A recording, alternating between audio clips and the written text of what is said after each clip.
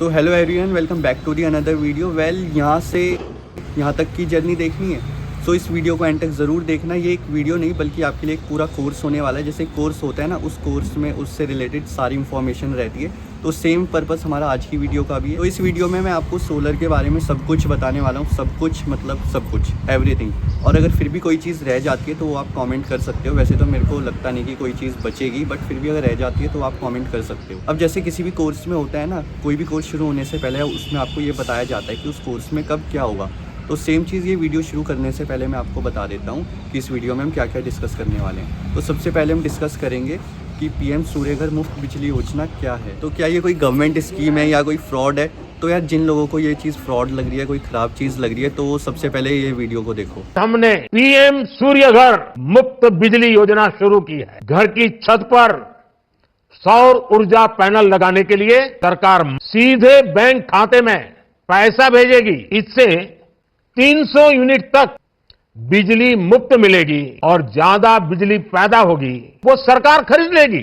तो ये वीडियो देख के आप ये तो समझ ही गए होंगे कि यार ये कोई ख़राब चीज़ नहीं है, बल्कि आपके काम की चीज़ है। तो अब काम की चीज़ का फ़ायदा कैसे उठाना है ये तो हमें पता होना चाहिए ना। तो इसके लिए तो मैं ये वीडियो बना रहा हूँ। तो सबसे पहले हम इस वीडियो में डिस्कस करने वाले हैं कि ये स्कीम है क्या, इसमें जो आपको 300 यूनिट मुफ्त बिजली मिल रही है इसका क्या मतलब है, और आपको कितनी सब्सिडी मिलने वाली है, आपको कितने किलोवाट का सोलर प्लांट अपने घर में इंस्टॉल करवाना चाहिए, और कितने टाइप के सोलर पैनल हैं, आपको कौन से वाला अपने घर में लगवाना चाहिए, कौन सी कंपनी का सोलर पैनल लगवाना चाहिए, और कितने टाइप के सोलर सिस्टम होते हैं। तो ये सब जानने के बाद हम देखेंगे कि इसके लिए आपको रजिस्ट्रेशन कैसे करना है, वेंडर कैसे सिलेक्ट करना है, और इसके बाद हम देखेंगे इस पूरे प्लांट का इंस्टॉलेशन प्रोसेस की सोलर पैनल कैसे फिट हुए, वायरिंग कैसे हुई, इन्वर्टर कैसे लगा, अर्थिंग का पूरा प्रोसेस, और नेट मीटर कैसे लगा। इसके बाद हम देखेंगे कि जब पूरा प्लांट इंस्टॉल हो गया तो कितनी इलेक्ट्रिसिटी बना रहा है, कब ज़्यादा बना रहा है, कब कम बना रहा है, तो वो कैसे चेक करना है, कहाँ पे चेक करना है, वो भी हम इस वीडियो में डिस्कस करने वाले हैं। इसमें ओवरऑल टाइम कितना लगा, मैंने यार आपको पूरा डेट वाइज दिखाऊंगा कि कब मैंने रजिस्ट्रेशन किया,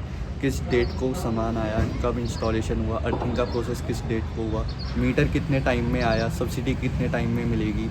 तो ये सब हम इस वीडियो में देखने वाले हैं। तो यार, ये वीडियो 1 घंटे के आसपास की बनने वाली है। तो अगर आप इस वीडियो को पूरा देख लेते हो तो आपको कोई और वीडियो देखने की ज़रूरत नहीं पड़ेगी, ये वीडियो इनफ है। अब देखो यार, ये वीडियो बोलने के लिए ज़रूर 1 घंटे की है, लेकिन इसको बनाने के लिए आई थिंक कम से कम 50 आवर्स मुझे लगे हैं, 50 घंटे। आप ये वीडियो पूरी देखोगे तो आपको खुद समझ आ जाएगा, तो वीडियो को पूरा ज़रूर देखना। तो यार, बड़ी मेहनत लगती है इतनी बड़ी वीडियो बनाने के लिए। और अगर वीडियो अच्छी लगे तो वीडियो को लाइक और चैनल को सब्सक्राइब ज़रूर करना। और अगर वीडियो अच्छी ना लगे, आपको लगे यार बेकार वीडियो थी या आपका टाइम वेस्ट हुआ, तो यार मैं खुद बोल रहा हूँ, आप वीडियो डिसलाइक कर देना। ये मैं आपको गारंटी दे रहा हूँ कि आपका 1 मिनट भी इस वीडियो में वेस्ट नहीं होने दूंगा। और अगर आपको लग रहा होगा कि यार ये इतनी देर से फालतू बोल रहा है, तो यार 1 घंटे की वीडियो है, अब बताना तो पड़ेगा ना कि वीडियो में होने क्या वाला है। तो बिना टाइम वेस्ट किए let's begin. So PM Surya Ghar मुफ्त बिजली योजना 14 फ़रवरी 2024 को लॉन्च हुई थी। और इस स्कीम का टारगेट ये है कि 1 करोड़ घर में सोलर प्लांट इंस्टॉल होने चाहिए, जिसके लिए गवर्नमेंट आपको सब्सिडी भी देती है। तो सब्सिडी की बात करूँ तो आपको 2 टाइप की सब्सिडी मिल जाती है। एक होती है सेंट्रल गवर्नमेंट की, जो पूरे इंडिया में मिलती है, आप किसी भी स्टेट में रह रहे हो आपको मिलेगी। दूसरी होती है स्टेट सब्सिडी, आपके स्टेट पे डिपेंड करती है कि किस में मिल रही है या किस में कम मिल रही है, किस में ज़्यादा मिल रही है। तो अगर मैं सेंट्रल गवर्नमेंट की सब्सिडी की बात करता हूँ तो वो मिलती है 1 किलोवाट में 30,000, 2 किलोवाट में 60,000, और 3 किलोवाट में आपको मिल जाती है 85,800। मैक्सिमम सब्सिडी की बात करता हूँ तो आपको 3 किलोवाट तक ही मिलती है, इससे ज़्यादा तक नहीं मिलती है। आप चाहे 4 का लगाइए, 5 का लगाइए, 10 का लगाइए, चाहे 3 का लगाइए, आपको सब्सिडी 85,800 ही मिलने वाली है सेंट्रल गवर्नमेंट की। अब अगर हम बात करते हैं स्टेट गवर्नमेंट की सब्सिडी की, तो मैं अगर एग्जांपल की बात करता हूँ उत्तराखंड, तो उत्तराखंड में जो स्टेट गवर्नमेंट आपको सब्सिडी देती है वो होती है 1 किलोवाट में 17,000, 2 किलोवाट में 34,000, और 3 किलोवाट में 51,000। टोटल आपको जो सब्सिडी मिलती है वो मिल जाती है 51,000। अगेन यहाँ पे मैक्सिमम सब्सिडी आपको 3 किलोवाट तक ही मिलती है। तो अगर मैं कैलकुलेट करता हूँ सेंट्रल प्लस स्टेट की सब्सिडी को अगर मैं मिलाता हूँ तो ये बन जाता है अमाउंट 1,36,800। तो उत्तराखंड में आपको टोटल लगभग 1,37,000 के अप्रॉक्स सब्सिडी मिल जाती है।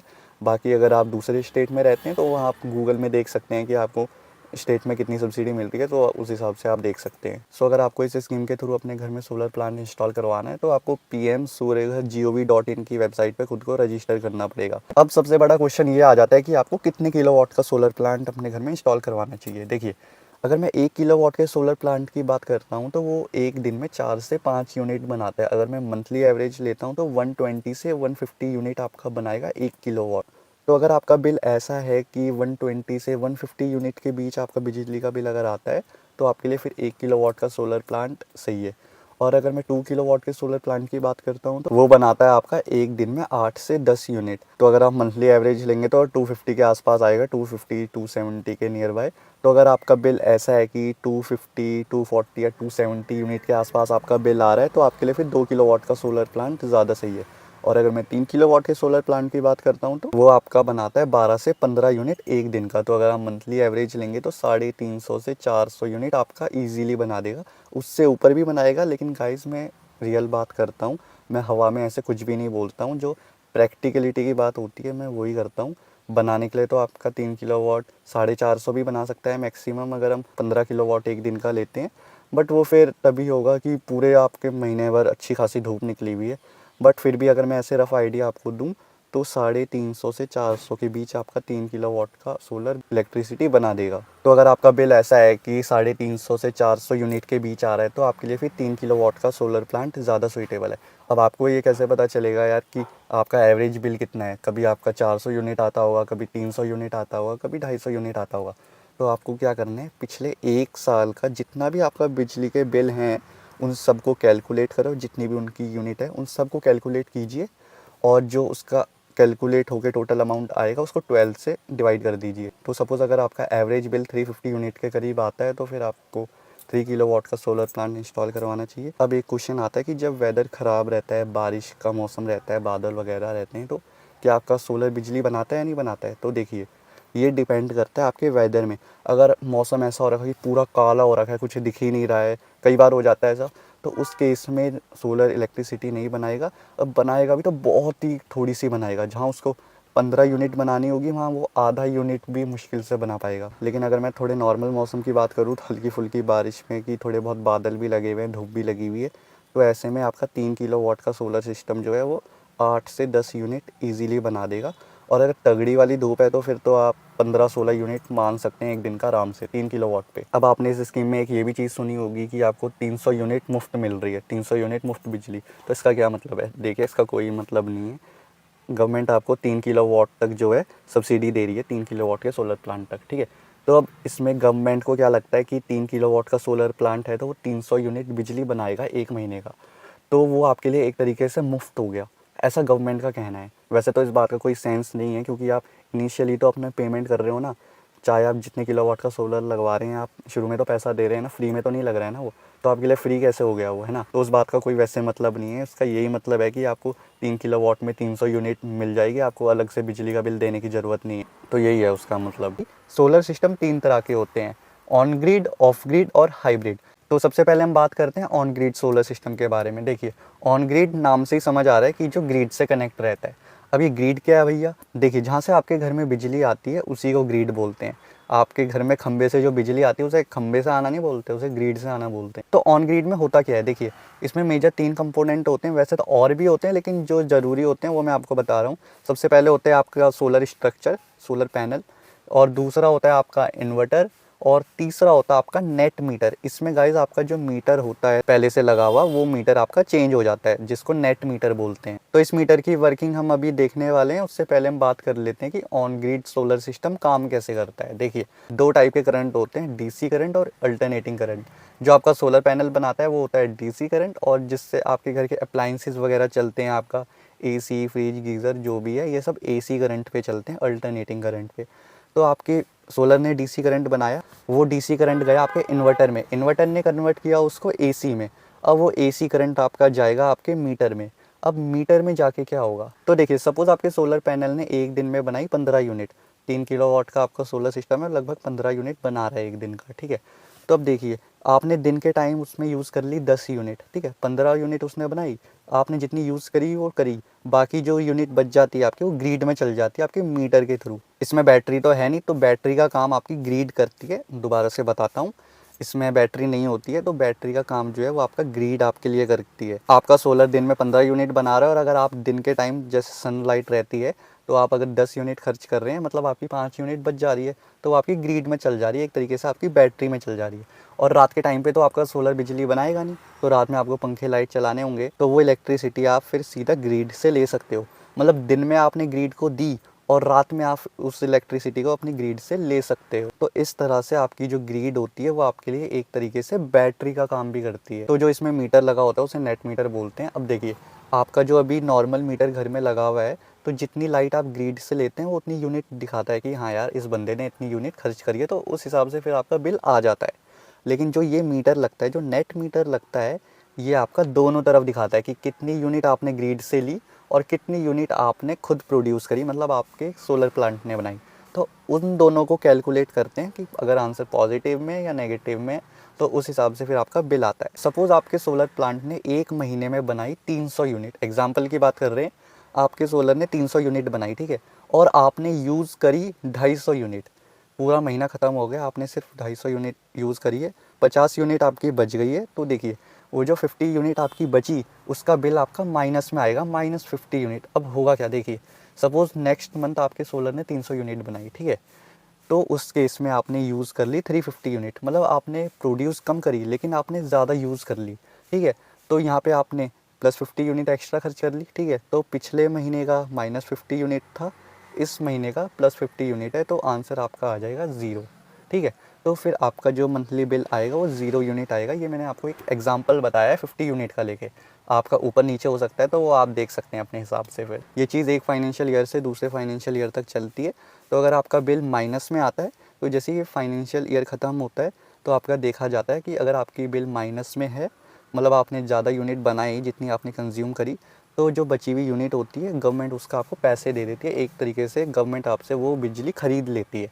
और अगर मैं ऐसे बात करूँ तो गवर्नमेंट आपको एक यूनिट का 4 से ₹4.5 के करीब दे देती है। तो अगर आपका 50 यूनिट एक्स्ट्रा बना हुआ होगा, तो उसको आप इंटू 4 या 4.5 कर लीजिए, आपका लगभग 200 से ₹225 के बीच आपको गवर्नमेंट दे देगी। तो आप अपने हिसाब से कैलकुलेट कर सकते हैं। अब एक इसमें सबसे बड़ा क्वेश्चन ये हो जाता है कि जो इसमें नेट मीटर लगा होता है, तो क्या हमें उसका मीटर चार्ज देना पड़ता है या नहीं देना पड़ता है।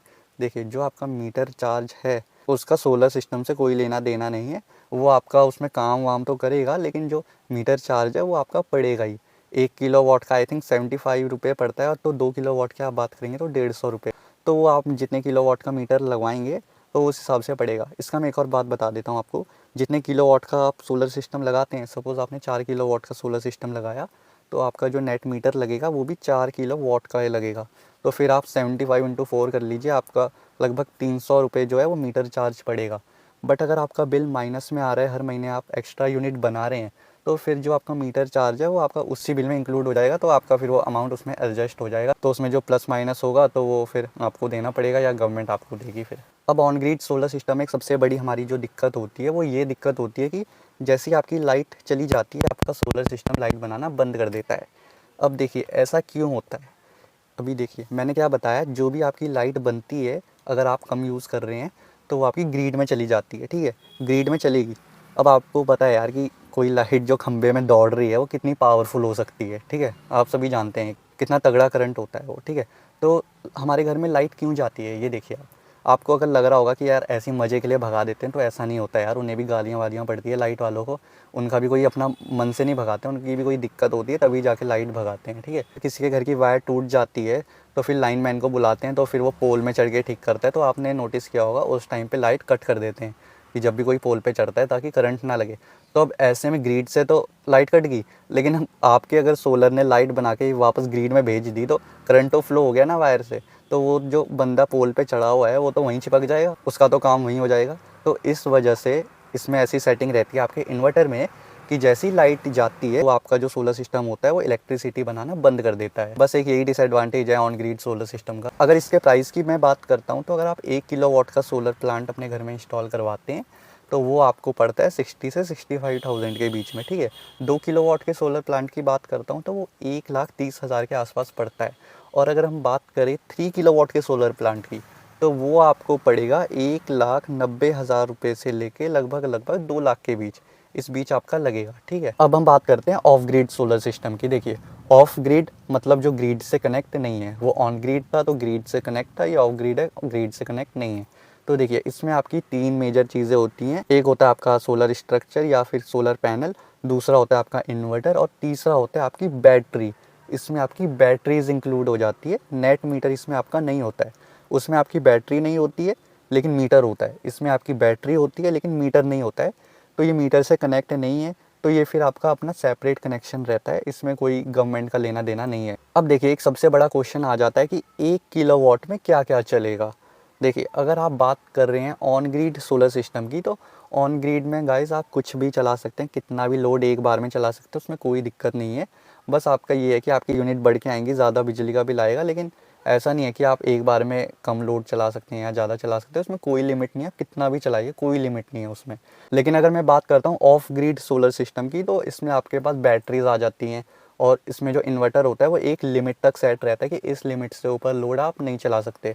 सपोज़ एक एग्जांपल मैं आपको बताता हूँ, आपका इन्वर्टर जो है वो 1 किलोवाट का है सपोज़ एग्जांपल, और आपने उसमें लोड चला दिया एक साथ 1 किलोवाट, एक साथ। इस चीज़ पे थोड़ा फोकस करना, एक साथ, यही इंपॉर्टेंट है। अगर आपने एक साथ आपने ज़्यादा लोड डाल दिया, 1 किलोवाट से अगर लोड ऊपर हुआ तो आपके इन्वर्टर का हो जाएगा काम तमाम। इनफैक्ट अगर आपका इन्वर्टर 1 किलोवाट का है तो आप उसमें 1 किलोवाट भी नहीं चला सकते हैं, उससे कम ही होता है। उससे कम ही अगर आप चलाएंगे तो ही आपका इन्वर्टर सेफ़ रहेगा। अगर आपने मैक्सिमम लिमिट पे भी चला दिया तब भी उसमें दिक्कत हो जाएगी। तो इसमें एक ये दिक्कत आ जाती है कि आप जितना इन्वर्टर की लिमिट होती है आप सिर्फ उतना ही चला सकते हैं, क्योंकि इसमें आपकी बैटरी सिस्टम होता है। देखिए गाइस, जैसे आपके घर में इन्वर्टर है ना, सेम ये उसी की तरह काम करता है। अब आप अपने इन्वर्टर में एक साथ सब चीज़ें नहीं चला सकते ना, जब भारी भारी चीज़ें, एसी हो गया, गीज़र, मोटर, चिमनी, तो ये सब चीज़ें आप एक साथ नहीं चला सकते हैं। तो ऑफ ग्रिड में भी ऐसा ही होता है। इसमें इन्वर्टर फिर भी थोड़ा पावर का होता है, नॉर्मल इन्वर्टर जैसा तो नहीं होता है, लेकिन फिर भी अगर हम बात करते हैं ऑन ग्रिड के कंपैरिजन में, तो आप इसमें ज़्यादा चीज़ें एक साथ नहीं चला सकते हैं, तो ये दिक्कत की बात हो जाती है। तो अगर आपको इसका सल्यूशन चाहिए तो फिर आपको बहुत ही ज़्यादा पावर का इन्वर्टर लगाना पड़ेगा। फिर भी आपके पास एक लिमिट रहेगी कि यार इतने ही लिमिट तक आप चला सकते हैं उसमें लोड एक साथ। देखिए ऑन ग्रिड में तो सिंपल है, अगर आपने मान लो 6-7 एसी एक साथ चला लिए, एग्जांपल की बात कर रहा हूँ मैं, मतलब आपका 2000 वाट एक साथ चल रहा है, एग्जांपल 2000 वाट आप एक साथ चला रहे हैं और आपका जो सोलर पैनल है वो आपको सिर्फ 1000 वाट पावर प्रोवाइड कर रहा है, ठीक है। तो बची हुई 1000 वाट की पावर आप ग्रिड से ले सकते हैं, मीटर से। तो आधी पावर आपकी आ गई सोलर से, आधी पावर आ गई आपकी ग्रिड से, ऐसे करके 2000 वाट का लोड आपका एक साथ चल सकता है। ऑफ ग्रिड सोलर सिस्टम की एक और दिक्कत है, देखिए सपोज़ आप कहीं घूमने चले गए या आपने लाइट कम यूज़ करी, तो आपका सोलर सिस्टम तो उतनी बिजली बनाएगा ना, जितनी धूप होगी वो तो धूप के हिसाब से बनाएगा।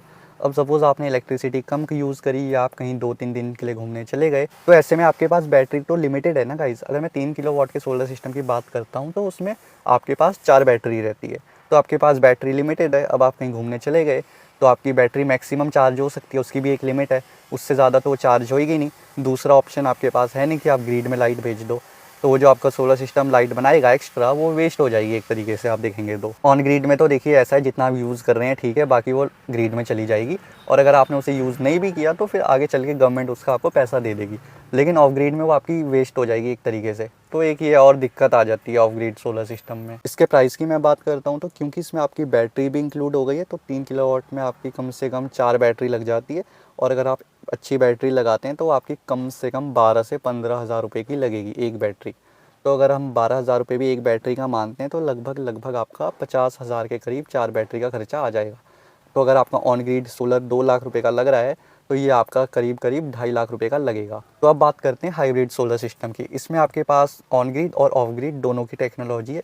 ऑन ग्रिड और ऑफ ग्रिड दोनों को मर्ज करके बनता है हाइब्रिड। इसमें आपके पास क्या क्या कंपोनेंट रहते हैं, देखिए सबसे पहले आपके पास होता है सोलर पैनल, फिर होता है आपके पास इन्वर्टर, तीसरा आपके पास होती है बैटरीज, और चौथा आपके पास होता है नेट मीटर। तो इसमें आपकी चारों चीज़ें रहती हैं। तो अब ये काम कैसे करेगा, देखिए आपके सोलर पैनल ने इलेक्ट्रिसिटी बनाई, वो इलेक्ट्रिसिटी आपकी गई इन्वर्टर में। इन्वर्टर से जो बिजली आप अपनी घर में यूज़ करेंगे अप्लाइंसेस वगैरह चलाने के लिए वो तो ठीक है, बाकी जो इलेक्ट्रिसिटी होगी उससे आपकी बैटरी चार्ज होएगी, और बैटरी भी एक लिमिट तक ही चार्ज होती है। तो जो बची हुई इलेक्ट्रिसिटी होएगी वो जाएगी आपकी सीधा ग्रिड में। तो इसमें आपकी एक ये प्रॉब्लम सॉल्व होगी जो आपको ऑफ ग्रिड में हो रही थी कि आपकी बैटरी एक लिमिट तक ही चार्ज होती है। और ऑन ग्रिड में भी जो आपको ये दिक्कत होती है कि आपकी जब लाइट चल जाती है तो आपका सोलर लाइट नहीं बनाता है, तो वो दिक्कत भी आपको इसमें नहीं होने वाली है।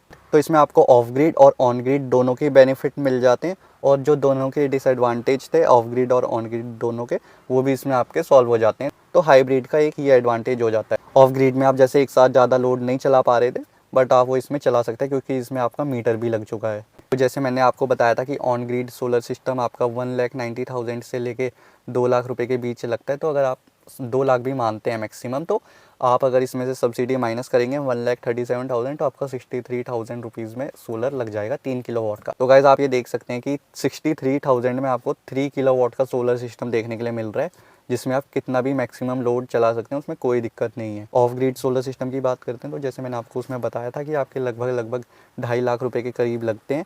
तो अब उसमें एक दिक्कत ये है कि आपको सब्सिडी भी नहीं मिलती है गाइज, ध्यान से सुनिए। ऑन ग्रिड में आपको सब्सिडी मिलती है, ऑफ ग्रिड में आपको सब्सिडी नहीं मिलती है। ऑन ग्रिड में इसलिए मिलती है क्योंकि वो आपका ग्रिड से कनेक्टेड है, ठीक है, ग्रिड से आपका कनेक्ट है, इसलिए आपको उसमें सब्सिडी मिलती है। बट ये तो आपका अपना पर्सनल सेपरेट सिस्टम है, इसमें आपका कोई मीटर वीटर लगा हुआ नहीं है, तो इसमें आपको फिर सब्सिडी भी देखने के लिए नहीं मिलती है। तो ये फिर आपका जो 2.5 लाख रुपए लग रहे हैं उतने का ही लगेगा। तो गाइस काफ़ी ज़मीन आसमान का फ़र्क है। बट अभी मैंने वीडियो में आपको हाइब्रिड के बारे में भी बताया था। तो अब अगर मैं हाइब्रिड की बात करता हूँ तो हाइब्रिड में भी आपको सेम सब्सिडी देखने के लिए मिल जाती है जो आपको ऑन ग्रिड सोलर सिस्टम में देखने के लिए मिलती है गाइस। पहले क्या होता था, आपको सिर्फ ऑन ग्रिड सोलर सिस्टम में सब्सिडी मिलती थी, ऑफ ग्रिड और हाइब्रिड में नहीं मिलती थी। बट अब आपको हाइब्रिड सोलर सिस्टम में भी सब्सिडी देखने के लिए मिल जाती है, तो ये काफ़ी अच्छी बात है। तो जैसे मैंने आपको बताया था, हाइब्रिड सोलर सिस्टम 2,70,000 रुपये से लेकर 2,80,000 के करीब लगता है। तो अगर आप इसका कॉस्ट देखेंगे सब्सिडी को हटा के, तो लगभग आपका 1,40,000 रुपये में हाइब्रिड सोलर सिस्टम लग जाएगा 3 किलोवाट का। तो अगर मैं ऑन ग्रिड की बात करूँ तो वो लगभग 63,000 में लग रहा था, हाइब्रिड आपका 140 के करीब लग रहा है। और अगर हम बात करते हैं ऑफ ग्रिड की, तो वो तो बिल्कुल ही हट के है गाइस, 2.5 लाख रुपए। तो उसे लगाने का तो गाइस कोई सेंस बनता नहीं है। 90% लोग जो होते हैं वो ऑन ग्रिड लगवाते हैं, और कुछ % लोग होते हैं वो हाइब्रिड लगवा लेते हैं। ऑफ ग्रिड तो मेरे को लगता नहीं है कि इन दोनों टेक्नोलॉजी के होते हुए कोई ऑफ ग्रिड को लगवाएगा, क्योंकि वो बहुत ही ज़्यादा महंगा है। और उसमें आपको फिर एक दिक्कत ये भी होने वाली है कि आप उसमें काफ़ी ज़्यादा लोड नहीं चला सकते हैं एक बार में। तो अगर आप अपने घर में सोलर प्लांट पीएम सूर्यघर मुफ्त बिजली योजना के थ्रू लगवाते हैं तो आपका काफ़ी ज़्यादा फ़ायदा होने वाला है। अब जो सबसे बड़ा कंफ्यूजिंग टॉपिक होता है वो ये होता है कि हमें कौन सी कंपनी का सोलर पैनल अपने घर में इंस्टॉल करवाना चाहिए। देखिए, आज की डेट में काफ़ी सारी टेक्नोलॉजीज़ आ चुकी है, काफ़ी सारी कंपनीज़ आ चुकी हैं। तो इसमें काफ़ी ज़्यादा हमें ध्यान रखने की ज़रूरत है कि हम गलत चीज़ ना लगवा लें, ठीक है। तो सबसे पहले हम टेक्नोलॉजी की बात करते हैं कि सोलर की कौन कौन सी टेक्नोलॉजी आती है। देखिए, सोलर की 3 टेक्नोलॉजी आती है, पॉली, मोनो, टॉपकॉन। जो पहले टेक्नोलॉजी आती थी वो पॉली आती थी। एक पैनल 340 से 350 वाट का होता है, और ये काफ़ी पुरानी टेक्नोलॉजी है। तो इसकी एफिशिएंसी की भी अगर मैं बात करूँ तो वो थोड़ी कम देखने के लिए मिल जाती है आपको as compare to mono and Topcon. और इसका जो प्राइस है वो भी थोड़ा कम होता है। बट आज की डेट में जो ज़्यादातर लोग अपने घर में लगवाते हैं वो होता है मोनो।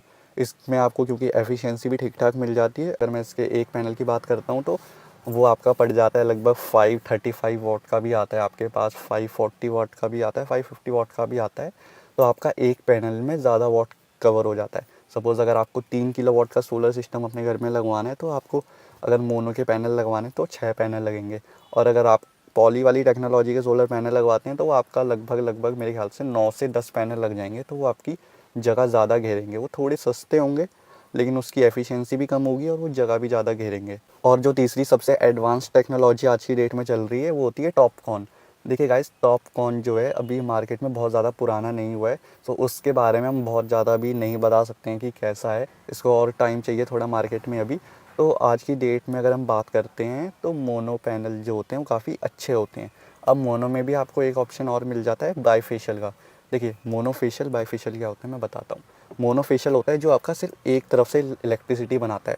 सपोज़ आपकी सनलाइट यहाँ से पड़ रही है, ठीक है, और यहाँ पे वो पड़ रही है तो इस साइड से वो इलेक्ट्रिसिटी बनाएगा। बाईफेशियल में क्या होता है, आपका इस तरफ से भी इलेक्ट्रिसिटी बनाएगा और इस तरफ से भी इलेक्ट्रिसिटी बनाएगा, ठीक है। मतलब उसमें दोनों तरफ से इलेक्ट्रिसिटी बनाएगा, वो दोनों तरफ से बनती है उसमें इलेक्ट्रिसिटी। अब आपको लग रहा होगा कि सनलाइट तो सिर्फ इस तरफ से पड़ेगी तो इलेक्ट्रिसिटी यहाँ से कैसे बनाएगा।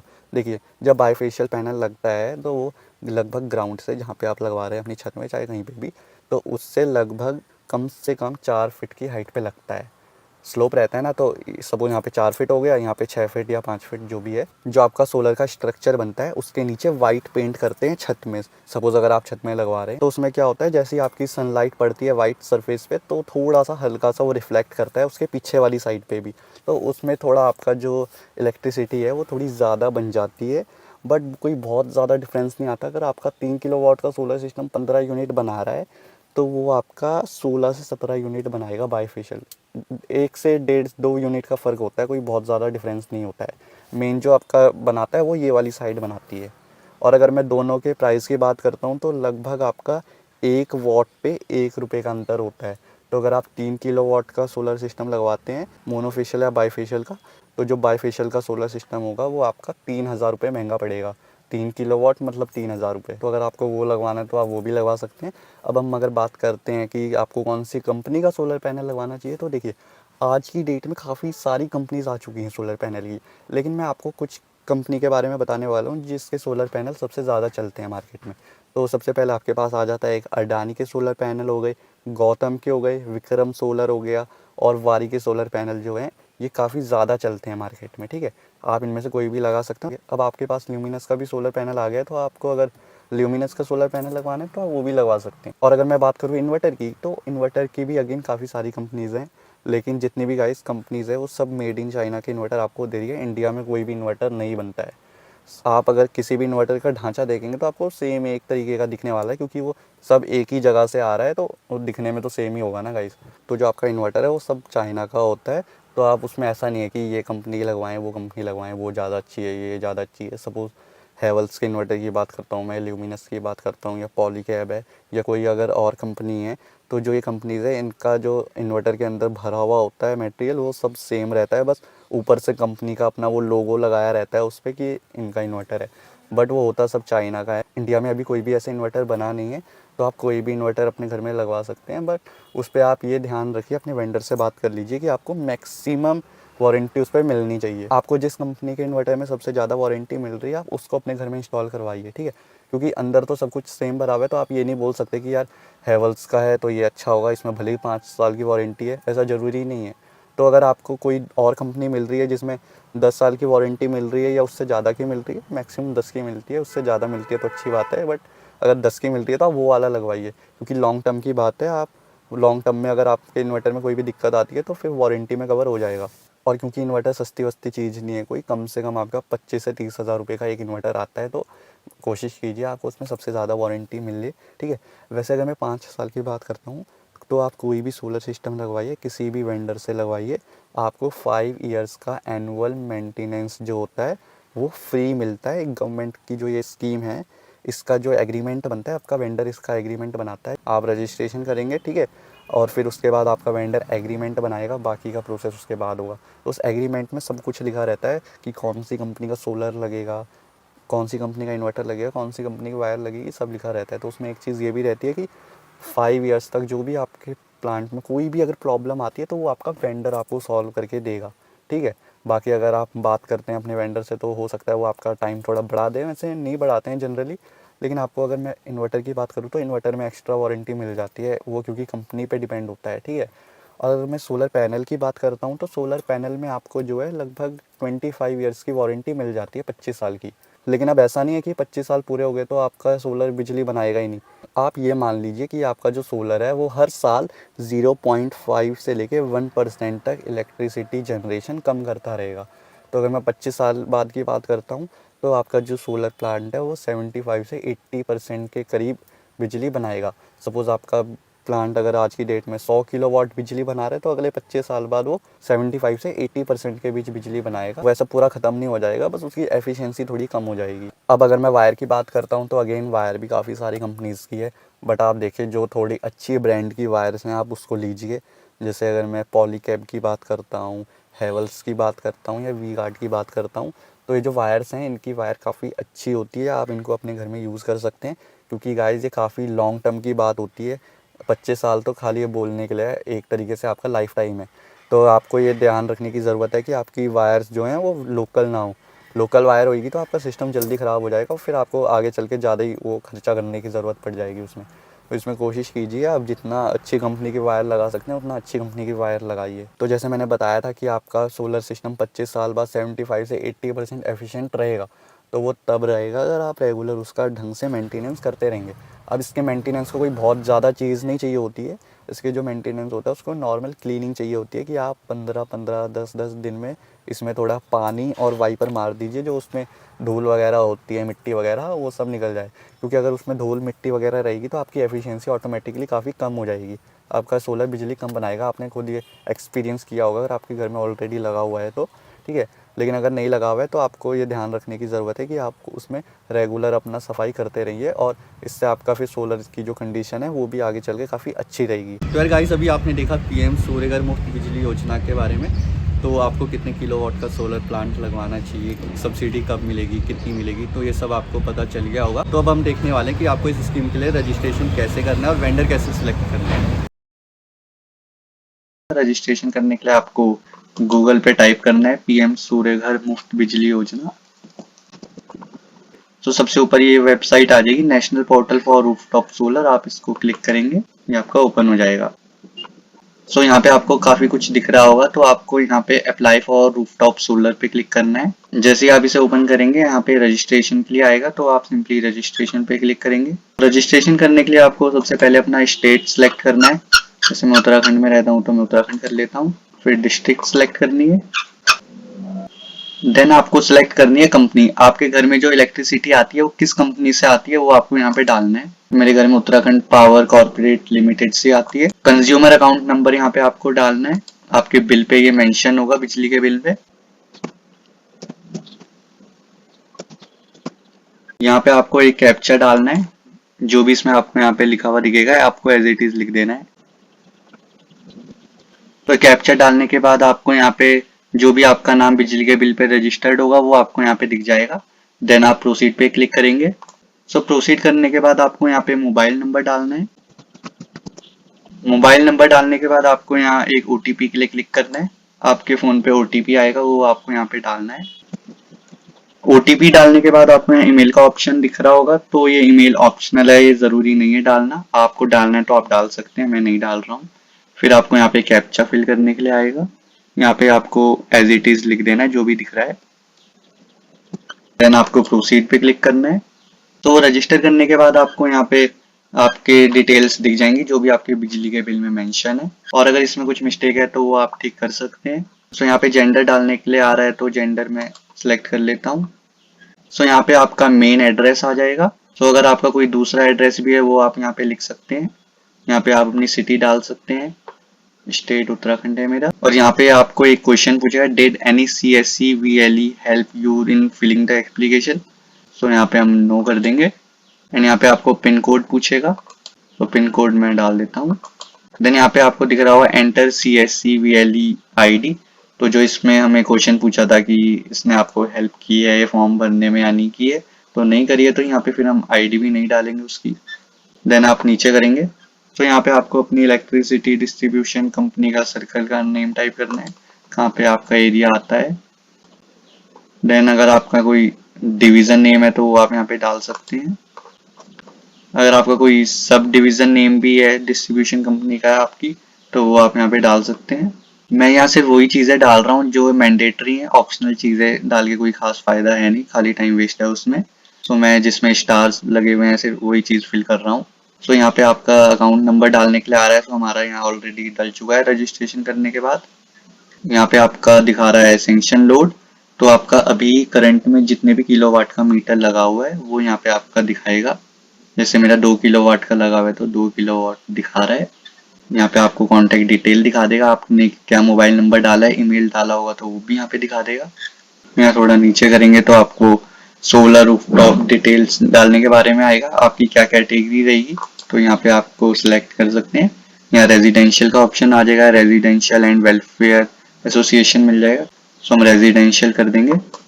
और यहाँ पे आपको दिखेगा click for solar rooftop calculator. अगर आपको कैलकुलेट करना है, आप एक रफ आइडिया लेना चाहते हैं कि आपको इतने किलोवाट का सोलर लगाना है तो आपका खर्चा कितना आ जाएगा, तो वो भी आप यहाँ पे क्लिक करके देख सकते हैं। तो आपको दिख रहा होगा प्रपोज्ड सोलर प्लांट कैपेसिटी, आप कितने किलोवाट का प्लांट लगवाना चाहते हैं। तो मैं 3 किलोवाट का लगवाना चाहता हूँ, तो मैंने यहाँ पे 3 टाइप कर दिया है। और इसके नीचे आपको दिख रहा होगा capacity of solar plant if any existing installed, मतलब अभी आपका अगर कोई सोलर प्लांट इंस्टॉल है तो वो आपको यहाँ पे टाइप करना है, अगर नहीं है तो एज इट इज रहने दीजिए। आपको लोन लेना है तो वो भी आप यहाँ पे लिख सकते हैं येस और नो। और यहाँ पे आपको लोकेशन सेलेक्ट करने के लिए आएगा, तो जहाँ पे भी आप रहते हैं उस जगह पे आप क्लिक करेंगे, ये आपका लैटिट्यूड और लॉन्गिट्यूड ऑटोमेटिकली ले लेगा। ये देखिए, नीचे करेंगे सेव एंड नेक्स्ट पे क्लिक करेंगे। सो यहाँ पे आपका इलेक्ट्रिसिटी बिल डालने के लिए आ रहा है और आपका इलेक्ट्रिसिटी बिल 6 महीने से ज़्यादा पुराना नहीं होना चाहिए, वो बिल आपको यहाँ पे अपलोड करना है। सो ये मैंने अपना बिल अपलोड कर दिया और यहाँ पे आपको ये दिख रहा होगा व्यू अपलोडेड डॉक्यूमेंट, अगर आपको अपना डॉक्यूमेंट देखना है तो देख सकते हैं, और अगर आपने गलत डॉक्यूमेंट डाल दिया तो वो आप यहाँ से रिमूव भी कर सकते हैं, दोबारा डाल सकते हैं। अगर आप यहाँ पे थोड़ा नीचे करेंगे तो आपको यहाँ पे आपकी बाकी डिटेल्स मिल जाएगी जो भी आपके बिल पे मेंशन होगी। देन आपको सेव करना है एंड आपको फिर यहाँ से फाइनल सबमिशन कर देना है। सो यहाँ पे आपको नीचे आना है और यहाँ पे आपको दिख रहा होगा your application has been submitted successfully and feasibility is waived off by your distribution company, मतलब आपकी एप्लीकेशन सबमिट हो चुकी है सक्सेसफुली और अब आप आगे का काम कर सकते हैं। सो यहाँ पे आपको बैंक डिटेल्स डालने के लिए आ रहा है, तो यहाँ गो टू बैंक डिटेल्स पे क्लिक करेंगे। तो यहाँ पे आपको अपने बैंक की डिटेल्स डालने के लिए आएगी, बैंक का क्या नेम है, आपका IFSC कोड वगैरह आपको यहाँ पे डालना है, अकाउंट होल्डर किस नाम से अकाउंट है वो आपको डालना है, कंज्यूमर बैंक अकाउंट नंबर आपको यहाँ पे डालना है। यहाँ पे आपको अपना एक डॉक्यूमेंट भी सबमिट करना है बैंक से रिलेटेड, चाहे वो आपका कैंसिल चेक हो या बैंक पासबुक की कॉपी या bank statement, group bank account, कुछ भी आप इन सब में से कोई भी एक चीज इसमें डाल सकते हैं। और यहाँ पे आपको दिख रहा होगा आपकी जो फाइल है वो 2 MB से कम की होनी चाहिए और जो ये फॉर्मेट एक्सेप्ट करेगा वो होना चाहिए JPG या JPEG, और PDF में आप कर सकते हैं। तो यहाँ पे आप चूज फाइल करेंगे, आपका हो जाएगा। देन आपको यहाँ पे सेव करना है। सो बैंक डिटेल्स डालने के बाद ये पेज आपका दोबारा ओपन हो चुका है, आप यहाँ पे नीचे करेंगे, यहाँ पे आप अपने रजिस्टर्ड वेंडर को सिलेक्ट कर सकते हैं, व्यू रजिस्टर्ड वेंडर पे क्लिक करेंगे।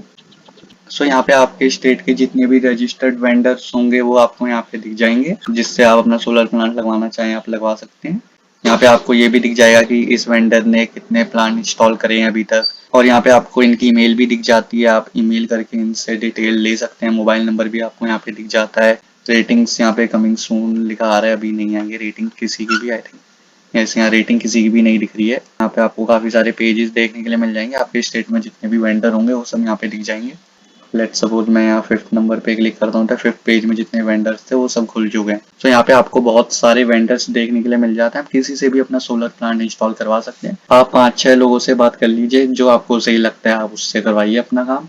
सो आप कोई भी अपना वेंडर सेलेक्ट कर सकते हैं। सो यहाँ सेलेक्ट वेंडर पे क्लिक करेंगे, तो यहाँ पे आपका सिलेक्ट वेंडर आ रहा है, यहाँ पे आपको जिस वेंडर से लगवाना है उसको आप यहाँ पे सिलेक्ट कर सकते हैं जब आपकी बात फाइनल हो जाए, और यहाँ सबमिट पे क्लिक कर सकते हैं। वेंडर सेलेक्ट करने के बाद आपको यहाँ पे एग्रीमेंट अपलोड करना है। ये एग्रीमेंट आपका वेंडर ही आपको बना के देगा, उसमें सब कुछ लिखा रहेगा कि आपको कितनी सब्सिडी मिलेगी, कितने टाइम में आपका सोलर प्लांट लग जाएगा, कितने का लगेगा, कौन सी कंपनी के पैनल लगेंगे, इन्वर्टर कौन सी कंपनी का है, तो वो सब आपका इस एग्रीमेंट में लिखा रहता है। अब एग्रीमेंट अपलोड करने के बाद आपको यहाँ पे इंस्टॉलेशन डिटेल्स सबमिट करनी है। जब आपका प्लांट लग जाएगा उसके बाद आपको ये डिटेल्स डालनी है जो भी ये पूछ रहा होगा। तो गाइस मैं आपको ये बताना चाहता हूँ कि ये सब आपको करने की जरूरत नहीं है। हमने अभी तक जितना काम किया है आपको सिर्फ उतना ही करना है। ये अपलोड एग्रीमेंट आपका वेंडर ही आपके लिए करेगा, आपको बस रजिस्टर्ड करना है, बैंक की डिटेल्स डालनी है, जो भी हमने डिटेल्स अभी तक फिल करी है आपको सिर्फ उतना ही काम करना है और अपना वेंडर सेलेक्ट कर लेना है। वेंडर सेलेक्ट करने के लिए आपको मैंने यहाँ पे दिखाई दिया, आपको काफी सारे वेंडर्स दिख रहे होंगे, आप किसी से भी कॉल पे बात कर सकते हैं, जो आपको सही लगे आप उसको अपॉइंट कर लीजिए। आपका बाकी का सारा काम आपका वेंडर करेगा। ये जो अपलोड एग्रीमेंट है ये भी आपका वेंडर ही आपके लिए करेगा, और जो यहाँ पे इंस्टॉलेशन डिटेल्स डालनी होती है ये सब कुछ आपका वेंडर आपके लिए करेगा। और यहाँ पे आपको जो एप्लीकेशन ट्रैक करनी है ये सब काम उसका है, हमारा काम हो चुका है गाइस। आपकी जो सब्सिडी आएगी उसके लिए भी वेंडर ही अप्लाई करेगा, और अगर आपको भी चेक करना है कि वेंडर ने कितना किया है तो वो आप यहाँ पे ट्रैक एप्लीकेशन पे क्लिक करेंगे तो वो आप देख सकते हैं कुछ इस टाइप से। जैसे अभी तक हमने इतना काम किया है, रजिस्टर्ड किया है, फिर एप्लीकेशन सबमिट की है, फिर हमें फिजिबिलिटी अप्रूव मिल गया है। तो जैसे जैसे आपका काम होता जाएगा वो सब आपको यहाँ पे दिख जाएगा, आप उसे ट्रैक कर सकते हैं। सो अगर आपको अपने घर में सोलर इंस्टॉल करवाना है तो मैं एक बार और रिमाइंड करा देता हूँ आपको क्या करना है। सबसे पहले आपको PM सूर्यघर gov.in की वेबसाइट ओपन करनी है। उस पर आपको रजिस्टर करना है, देन लॉगिन करना है और उसके बाद अपनी एप्लीकेशन सबमिट करनी है। जो भी आपकी डिटेल्स उसमें पूछेगा, बैंक डिटेल्स जो भी है वो सब आपको डालनी है। देन आपको सिलेक्ट करना है अपना वेंडर। वेंडर सेलेक्ट करने के बाद आपका सारा काम आपका वेंडर आपके लिए करेगा। चाहे मीटर के लिए अप्लाई करना है वो भी आपका वेंडर ही करेगा, आपको बस एग्रीमेंट पे साइन करना है और पेमेंट करनी है, बस आपका सोलर प्लांट इंस्टॉल हो जाएगा। तो रजिस्ट्रेशन से लेके पूरा अगर मैं सब्सिडी तक बात करूं तो ये 3 से 4 महीने आपका इजीली ले लेगा। आप ये मत सोचिए कि आपकी सब्सिडी आज लगाया अगले 1 महीने में आ जाएगी। 2 महीने तो आपका मिनिमम ले ही लेगा, वैसे तो आप 3 से 4 महीने मान के चलिए। तो अभी आपने देखा होगा कि जैसे मैंने 22 अगस्त को रजिस्ट्रेशन कर दिया था इस स्कीम के लिए, तो उसके बाद मुझे 6-7 दिन वेंडर सेलेक्ट करने में लगे और उसके बाद फिर 2 से 3 दिन एग्रीमेंट बनने में लगे हैं और जब एग्रीमेंट बन गया तो उसके 15 दिन लगे हैं सामान आने के लिए। तो उसके 15 दिन बाद हमारा सामान आ चुका है। सो गाइस फाइनली आज बहुत दिन वेट करने के बाद हमारा सोलर सिस्टम का सामान आ चुका है। तो आप देख ही सकते हैं कि किस ढंग से सोलर पैनल को नीचे से ऊपर ले जाया जा रहा है गाइस, आप देख सकते हैं। काफ़ी बड़ा सोलर पैनल है ये, 2 मीटर इसकी लेंथ है और 1 मीटर इसकी ब्रेड्थ है, तो काफ़ी बड़ा है ये। तो ये सोलर पैनल्स नीचे रोड से डबल स्टोरी में रखने हैं, तो अभी तो इसको सिंगल स्टोरी में रखा है। अब यहाँ से इसको ऊपर चढ़ाएंगे। ये फ्रंट साइड है इस सोलर की, मतलब सन की तरफ ये वाला फेस रहेगा इसका। और ये आई थिंक थोड़ा स्ट्रिप जैसा दिखाई दे रहा है, तो ये दिखने में स्ट्रिप जैसा है बट ऐसे फील करने में ये बिल्कुल प्लेन है। तो अब इस सोलर पैनल को नीचे सिंगल स्टोरी से ऊपर डबल स्टोरी में चढ़ाया जा रहा है। टोटल ये 8 पैनल है, तो एक एक करके सबको ऊपर चढ़ाएंगे। तो गाइस ये पूरे पैनल ऊपर डबल स्टोरी में रख दिए हैं। आपको इसमें अडानी का नाम दिख रहा होगा, अडानी के पैनल हैं ये। अगर आपने कोई दूसरी कंपनी का सोलर लगाया होगा तो उसमें उसका नाम लिखा होगा। और यहाँ पे आपको कनेक्टर देखने के लिए मिल जाते हैं। एक कनेक्टर आपको नीचे दिया हुआ है और एक कनेक्टर आपको ऊपर भी दिया हुआ है। एक पैनल में आपको टोटल 2 कनेक्टर मिल जाते हैं और इसको पीछे ग्रिल पे रस्सी से बांध रखा है ताकि ये पैनल्स गिरे ना। टोटल 8 पैनल हैं ये। तो चलिए और सामान देखते हैं कि और क्या क्या सामान आया है इसके साथ। एक तो ये मिला हुआ है, ये आई थिंक लाइटनिंग अरेस्टर है, सोलर पैनल के ऊपर लगता है। कभी अगर बिजली वगैरह गिरती है तो ये उसको एब्जॉर्ब करके नीचे ज़मीन में डाल देगा। और ये 3 लंबी लंबी कॉपर की रॉड जैसा कुछ है, आई थिंक ये अर्थिंग के लिए। 3 गड्ढे होते हैं अर्थिंग के लिए, तो ये एक एक रॉड उन 3 गड्ढों में चल जाएगी। और ये पता नहीं शायद कोई केमिकल है, ये शायद मेरे ख्याल से अर्थिंग के लिए यूज़ होता है। टोटल 3 कट्टे हैं ये, टोटल 3 गड्ढे होंगे तो एक एक कट्टा तीनों में डालेंगे। गाइस ये 3 बाल्टी है अर्थिंग के लिए, मजाक कर रहा हूँ यार। पिट कवर बोलते हैं इसको, जहाँ भी अर्थिंग के लिए रॉड लगाते हैं। 3 रॉड लगेगी अर्थिंग के लिए, तो उस जगह में इसका यूज़ करेंगे। ये एक तरीके से चैम्बर का काम करता है। इसमें आप ये देख सकते हैं, इसमें ढक्कन की तरह कवर लगा हुआ है। जैसे ही हम इसको रोटेट करके खोलेंगे ये वो खुल जाएगा। टोटल 3 है ये। और ये कुछ एलुमिनियम के स्टैंड जैसा है, ये टीन शेड के ऊपर लगेगा सोलर पैनल, तो उसके लिए है ये। एलुमिनियम का कुछ एंगल टाइप का होता है जिस पे सोलर पैनल फिक्स होते हैं। और एक ये इन्वर्टर है, डे कंपनी का है, 10 ईयर्स की वारंटी है इसमें। एक ये पाइप का बंडल है, फ्लेक्सिबल पाइप है, ये काफ़ी हल्का है ये। 2 ACDP बॉक्स है गाइस ये, एक ये है, कुछ ये MCB बॉक्स होता है और ये एक और इसमें कुछ MCB बॉक्स की तरह लगता है। दोनों ACDP होते हैं ये।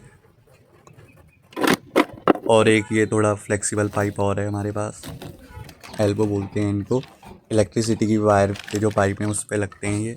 और ये थोड़ी क्लिप्स हैं पाइप और वायर में लगाने के लिए। 3 पैकेट हैं ये अलग अलग साइज़ के। एक ये वायर है, कुछ ज़्यादा ही मोटी है गाइस, जितनी आपके घर में मेन इलेक्ट्रिसिटी आती है पोल से उससे भी ज़्यादा मोटी वायर है गाइस ये। एक वायर का बंडल ये भी है, कनेक्शन में यूज़ होगी ये ग्रीन वायर का रोल है गाइस, अर्थिंग में यूज़ होगा। ये PVC पाइप का बंडल है, जितनी भी वायर यूज़ होंगी सब इसी के अंदर होंगी। एक बंडल में लगभग 25 पीस होते हैं। सो गाइस यहाँ पे हमारा इंस्टॉलेशन का काम स्टार्ट हो चुका है। अभी यहाँ पे मेज़रमेंट ले रहे हैं। अभी एलुमिनियम की पर्लिन लग रही है, जो सोलर पैनल फिक्स होता है वो इसी के ऊपर होगा। ये एलुमिनियम के नीचे कुछ लेदर का स्ट्रिप जैसा लगा रहे हैं ताकि टीन के साथ डायरेक्ट कांटेक्ट में ना रहे, इससे शायद रस्ट वगैरह नहीं लगेगा।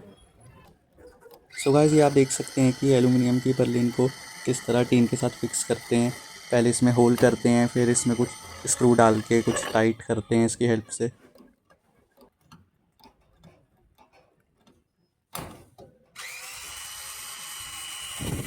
ये कुछ स्क्रू को इस तरीके से टाइट करते हैं कि ये जब आर पार होता है टीन के तो ये ऐसा कुछ मुड़ सा जाता है, तो फिर ये निकलता नहीं है।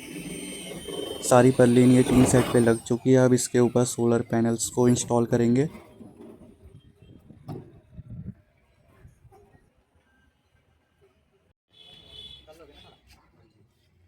ये सोलर पैनल्स को अब यहाँ से ऊपर चढ़ा रहे हैं।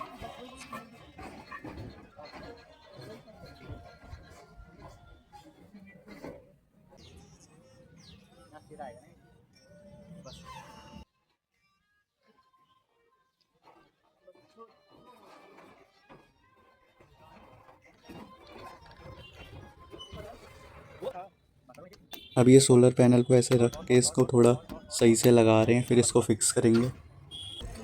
भैया इस पे जैसे ऊपर चढ़ेंगे तो टूट जाएगा ये? नहीं, कांच तो है ये। चढ़ने के लिए थोड़ा सा सर्विस चाहिए, अच्छा, हल्का बंदर चढ़ सकता है, भारी नहीं। और जैसे आप बंदर आते हैं तो ये करेंगे तो नहीं कुछ इसको? बंदर कुछ नहीं करेंगे।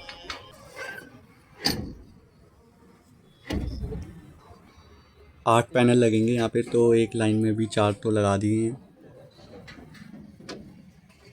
अभी ये पैनल्स को स्क्रू से टाइट कर रहे हैं। एक पैनल में 4 स्क्रू लगते हैं।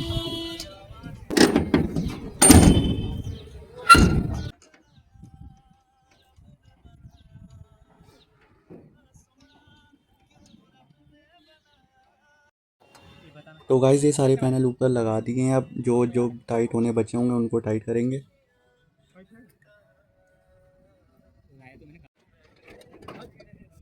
अभी ये भैया एक एक करके सारे स्क्रू को चेक करेंगे, जो टाइट नहीं होंगे उन्हें ठीक से टाइट करेंगे।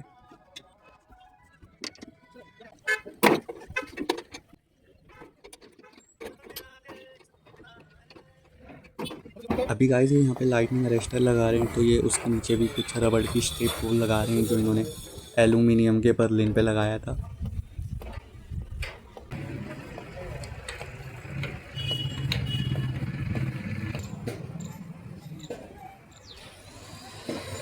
ये भी लग गया है गाइस।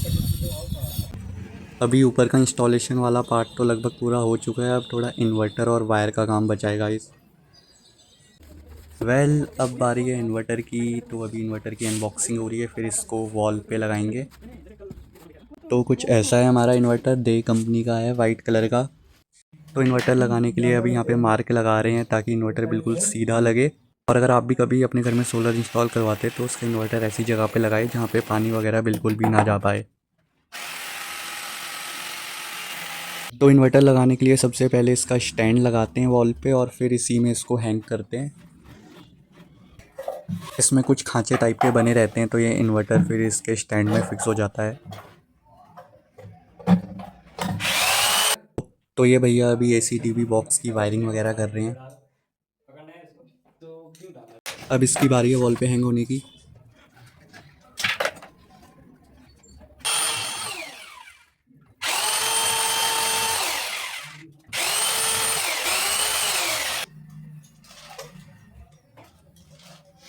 तो ये 2 बॉक्स होते हैं एसी डीवी के। एक होता है डीसी करंट का जो आपका सोलर पैनल बनाता है, और दूसरा होता है एसी करंट का जो आपका इन्वर्टर डीसी करंट को कन्वर्ट करता है एसी में। तो इन्वर्टर लगने के बाद अब बारी है वायरिंग की। वायरिंग को अब पूरा ड्रेसिंग से पाइप के अंदर डालेंगे।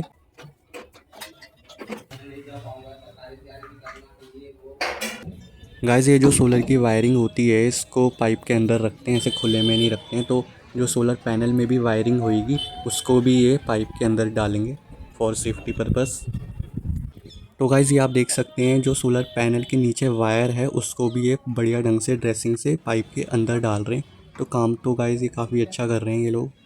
ये वायर भी पूरा इस पाइप के अंदर डाल दिया और ये पाइप सीधा सोलर पैनल के नीचे चल जाएगा। तो गाइस ये काम करते करते अब अंधेरा होने लग गया है।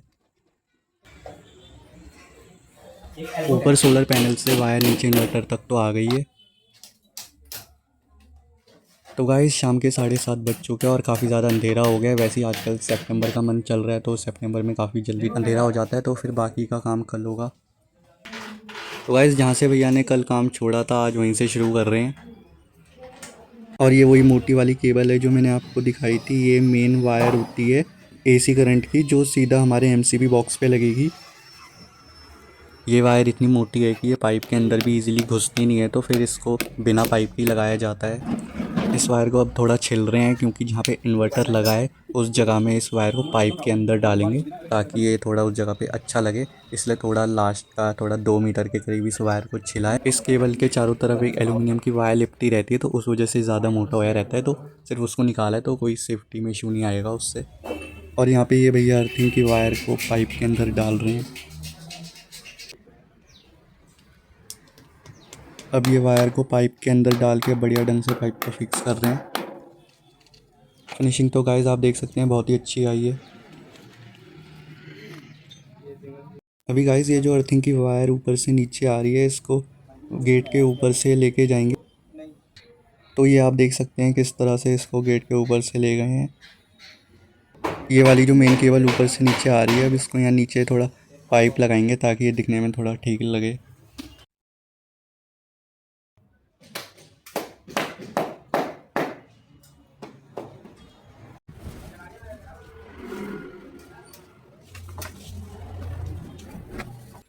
तो गाइज़ ये वायर अभी इतना ही लगेगा, बाकी का काम मीटर लगने के बाद होगा। और मीटर की बात करूँ तो उसे 15 से 20 दिन लग जाएंगे आने में। सो गाइस ये सोलर प्लांट का पूरा इंस्टॉलेशन तो हो चुका है, बट अभी अर्थिंग का काम बचा है। और अर्थिंग का काम करने में इन्होंने लगभग 1 महीना लगा दिया है। आजकल करते करते ये सोलर वाले आज आए हैं अर्थिंग का काम करने। तो चलिए अब देखते हैं अर्थिंग। 3 अलग अलग अर्थिंग होती है तो उसके लिए फिर 3 अलग अलग गड्ढे करने पड़ते हैं। तो यार करने तो यहाँ पे 3 अलग अलग गड्ढे थे, लेकिन यहाँ पे पत्थर इतने बड़े बड़े निकल रहे थे कि एक ही बड़ा गड्ढा करना पड़ रहा है। तो उसी में वो जो मैंने आपको डंडी स्टार्टिंग में दिखाई थी वही 1-1 फीट के गैप में लगाएंगे उसी को। तो ये एक रॉड को तो लगा दिया है। तो यार इस केमिकल के कट्टे को खोल रहे हैं ये अभी तो। और ये कुछ केमिकल जो है ये सीमेंट जैसा लग रहा है, लेकिन सीमेंट होता नहीं है, ये कुछ कोयला नमक पता नहीं क्या क्या रहता है इसमें मिक्स हो रखा। इस केमिकल को पानी के अंदर डाल के मिक्स कर रहे हैं, फिर इसको यहाँ गड्ढे के अंदर डालेंगे।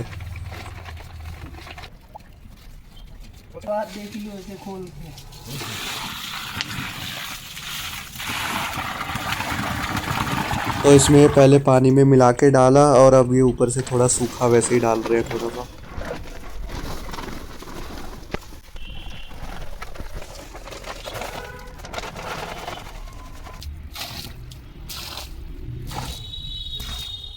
तो इस पाइप से इस गड्ढे को थोड़ा और गहरा कर रहे हैं। 7 फीट की रॉड है ये, तो गड्ढा भी इसके लिए फिर 7 फीट करना पड़ेगा। अभी ये दूसरी रॉड भी लग रही है।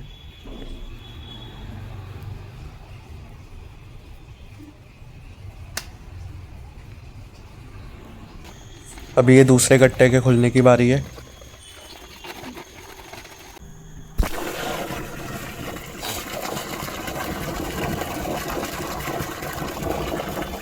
नमक मोटा वाला तो ये बना हुआ था सारा। अच्छा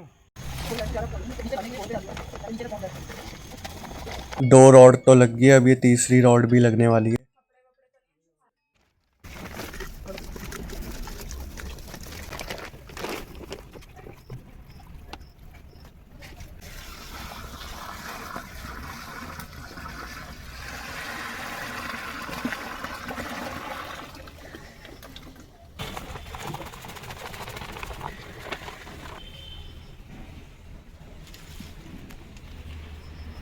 तो अभी गड्ढे का काम तो हो गया है, अब इस गड्ढे को भर रहे हैं।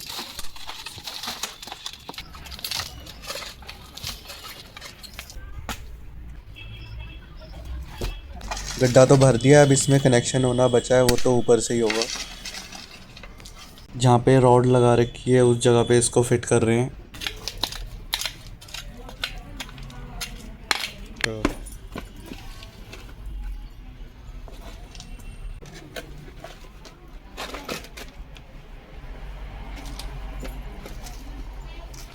नमस्ते ऐसे रखना नमस्ते।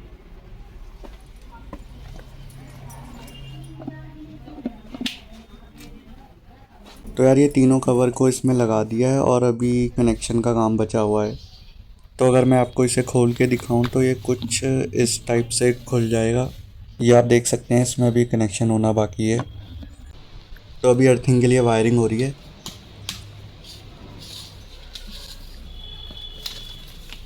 जो वायर होती है उसको पाइप के अंदर प्रॉपर ढंग से डालते हैं ताकि कोई भी डैमेज ना हो वायर में।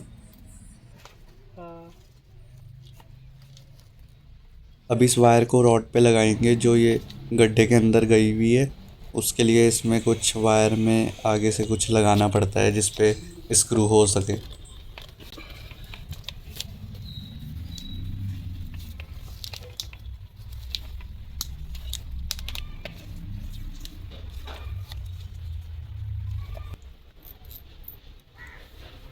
अब इस वायर में स्क्रू को लगा के रॉड पे अच्छे तरीके से फिक्स कर रहे हैं ताकि कनेक्शन में कुछ लूज़ ना रहे। तो ये आप देख सकते हैं वायर बढ़िया ढंग से टाइट हो चुकी है रॉड से। अब ये निकलेगा नहीं, काफ़ी टाइट है ये। तो अभी एक अर्थिंग का तो हो गया है, अभी ये दूसरी अर्थिंग के लिए कर रहे हैं। ये आप देख सकते हैं कि वायर को किस तरह से स्क्रू में टाइट कर रहे हैं।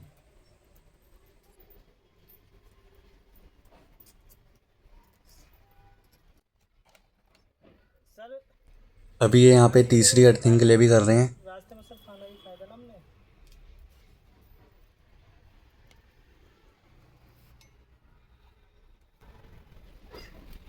तो बंद कर कनेक्शन 10 मिनट नहीं बस कनेक्शन दे दिया बस बंद कर बस। अरे वही उसकी बात है कि वहाँ पे तो यार ये अर्थिंग का काम हो चुका है जैसे कि आप देख सकते हैं।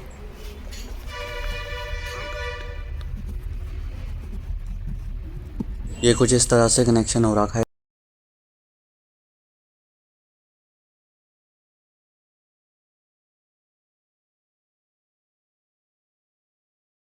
सो यार आज हमारा नेट मीटर भी आ चुका है और नेट मीटर आने में लगभग 2 महीने लग चुके हैं। 20 सितंबर को मेरा प्लांट इंस्टॉल हो गया था।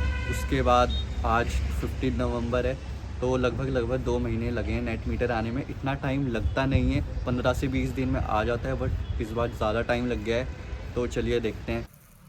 तो गाइज़ ये हमारा नेट मीटर UPCL वाले इसको लगा कर गए हैं। मैं इसके इंस्टॉलेशन की वीडियो नहीं बना पाया क्योंकि मैं उस टाइम पे घर पे नहीं था, मैं कहीं गया हुआ था बाहर। तो उस टाइम पे ये UPCL वाले मीटर लगा के चले गए हैं। उन्होंने वैसे ज़्यादा कुछ नहीं किया है, वो लोग आए, पुराना मीटर जो लगा था उसको निकाला है और नया मीटर जो है उसको लगा दिए। बस यही किया है उन्होंने, इसके अलावा कोई ख़ास काम किया नहीं है। तो यार ये नेट मीटर लगने के बाद अभी फाइनल कनेक्शन हो रहा है। जो ये मोटी सी वायर को ऊपर से नीचे लेकर आए थे उसको यहाँ MCB बॉक्स से कनेक्ट कर रहे हैं। तो ये हमारा नीचे का काम भी हो चुका है। अब ये फाइनल कनेक्शन कर रहे हैं ऊपर से।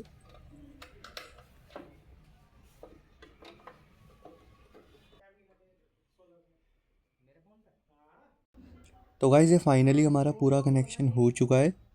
जो आपको ये लेफ़्ट साइड में बॉक्स दिख रहा होगा इन्वर्टर के, ये है हमारा ACDB बॉक्स। जो हमारी नीचे मेन केबल जा रही है वो इसी बॉक्स से जा रही है। और जो ये राइट साइड में हमारा बॉक्स लगा हुआ है ये होता है DCAB बॉक्स। जो ऊपर से हमारा सोलर सिस्टम करंट बना रहा है वो इसी वायर से आ रहा है और यहाँ से ये इन्वर्टर के अंदर जा रहा है। और तो ये आप देख सकते हैं इस तरह से कनेक्शन हो रखा है। और अगर मैं आपको इसे थोड़ा पास से दिखाता हूँ तो आप इसमें देख सकते हैं, आपको इसमें DC AC नॉर्मल अलार्म दिख रहा होगा। तो आपका सोलर कितनी इलेक्ट्रिसिटी बना रहा है वो आप देख सकते हैं। वैसे गाइस जनरली इसमें कोई चेक करता नहीं है क्योंकि इसके लिए अलग से ऐप होती है। और यहाँ पे आप अलार्म भी देख सकते हैं। अगर आपके सोलर प्लांट में कोई भी प्रॉब्लम आती है तो वो आप यहाँ अलार्म में जाके देख सकते हैं, आपको पता चल जाएगा कि आपके सोलर में क्या दिक्कत है। और सेम चीज़ आप अपने फ़ोन में भी देख सकते हैं, तो ये चीज़ सही है। नहीं तो यार ये बार बार इन्वर्टर में कौन देखता रहे, तो फ़ोन में तो हम देख सकते हैं, तो ये काफ़ी सही है। सो गाइज अगर आपको देखना है कि आपके सोलर प्लांट ने कितनी इलेक्ट्रिसिटी बनाई है एक दिन में और प्रीवियस डेटा आपको देखना है, तो वो आप एक ऐप के थ्रू देख सकते हैं जिसका नाम है सोलर मैन ऐप। मैं आपको प्ले स्टोर में चेक करवा देता हूँ एक बार। तो ये हम प्ले स्टोर ओपन करेंगे, ये सर्च करेंगे सोलर मैन स्मार्ट। ये हमारी ऐप सबसे ऊपर आ चुकी है। तो ये आप देख सकते हैं मैंने इसको इंस्टॉल किया हुआ है पहले से, तो ये मेरे को ओपन करने के लिए दिखा रहा है। बट अगर आप इसे अपने फ़ोन में इंस्टॉल करना चाहते हैं तो आप भी सिंपली अपने फ़ोन में इसको इंस्टॉल कर सकते हैं। वैसे तो अगर आप अपने घर में सोलर प्लांट इंस्टॉल करते हैं तो जो उसके लिए रजिस्ट्रेशन होता है इस ऐप में वो आपका वेंडर ही कर देता है। मेरा रजिस्ट्रेशन भी उसी ने कर दिया था। वैसे कोई बहुत ज़्यादा दिक्कत नहीं आती है, थोड़ा बहुत आईडी पासवर्ड डालना पड़ता है, यूज़र नेम वगैरह, थोड़े बहुत फॉर्मेलिटीज़ होती है। तो इसको हम ओपन करेंगे तो ये कुछ इस टाइप से ओपन हो जाएगा। तो इसमें आपको सबसे ऊपर दिख रहा होगा नेम लिखा हुआ, तो जिस भी नाम से आपने अपना प्लांट इंस्टॉल करवाया है वो नाम आपको यहाँ पे विजिबल होएगा। और यहाँ पे आपको लेफ्ट साइड में ऊपर की तरफ दिख रहा होगा करंट प्रोडक्शन पावर, यहाँ पे दिख रहा होगा आपको 1.72 किलोवाट। तो इसका क्या मतलब है, देखिए इसका क्या मतलब है कि 1 घंटे में ये 1.72 यूनिट बनाएगा। करंट प्रोडक्शन पावर का यही मतलब होता है कि ये अभी करंट में कितनी यूनिट बना रहा है। तो इसका मतलब है ये अभी 1.72 यूनिट बना रहा है 1 घंटे में, जो अभी बाहर वेदर है उसके हिसाब से। जैसे ही बाहर वेदर चेंज होएगा, थोड़ा धूप अच्छी होएगी या कम होएगी, तो ये फिर उसके हिसाब से चेंज हो जाएगा। अभी जैसे दिन के 3 बजने वाले हैं तो ये फिर उस हिसाब से ऐसे दिखा रहा है। 4 किलोवाट का ऑन ग्रिड प्लांट है ये। और यहाँ राइट साइड में आपको दिख रहा होगा प्रोडक्शन टुडे, मतलब अभी तक इसने कितनी यूनिट बनाई है। तो इसमें आपको यूनिट में नहीं दिखता है, ऐसे KWH में लिखता है, किलोवाट पर आवर में। तो उसका मतलब वही होता है कितनी यूनिट है। तो अभी तक आपको यहाँ दिख रहा होगा इसने 12 यूनिट बना दी है। और यहाँ नीचे साइड में आपको दिख रहा होगा लेफ्ट में मंथली प्रोडक्शन की, पूरे महीने में इसने कितनी यूनिट बनाई है। तो अभी तो इसको लगे हुए 4 से 5 दिन हुए हैं, तो इस हिसाब से दिखा रहा है आपको। और इसी के राइट में आपको दिख रहा होगा एंटीसिपेटेड यील्ड दिस मंथ। तो यहाँ पे आपको 5.3 INR दिख रहा होगा। गाइज इसमें काफ़ी सारी चीज़ें हैं बट मैं आपको वही चीज़ें बता रहा हूँ जो इंपॉर्टेंट हैं। तो यहाँ पे आप अपने चेक द प्लांट पे क्लिक करेंगे, ये कुछ इस टाइप से ओपन हो जाएगा। यहाँ पे आपको जैसे देखना है वैसे देख सकते हैं। ये रियल टाइम का आपको दिखा रहा है कि अभी प्रोडक्शन पावर जैसे 1.72 किलोवाट दिख रही है। प्रोडक्शन टुडे यहाँ पे आपको दिख रहा होगा 12 किलोवाट का। थोड़ा आप नीचे करेंगे तो यहाँ पे आपको ग्राफ शो हो रहा होगा कि आज कैसी इसने बिजली बनाई है। और यहाँ पे आपको ऊपर की तरफ दिख रहा होगा ये डेट लिखी हुई है 2024 नवंबर 20। और आप चाहें तो इसमें डेट आगे पीछे करके भी देख सकते हैं। जैसे आज 20 है तो मुझे 19 का ग्राफ दिख रहा है, तो यहाँ पे मैं लेफ्ट साइड के एरो पे क्लिक करूँगा ऊपर की तरफ, तो ये हमारा 19 का ग्राफ आ गया है। तो ये आपको यहाँ पे दिख रहा होगा कि इसने 19 को किस हिसाब से इलेक्ट्रिसिटी बनाई है। आप यहाँ पे 18 का भी देख सकते हैं, जैसे मैंने अभी 18 का ओपन कर दिया है, ये आपको 18 का ग्राफ दिख रहा होगा।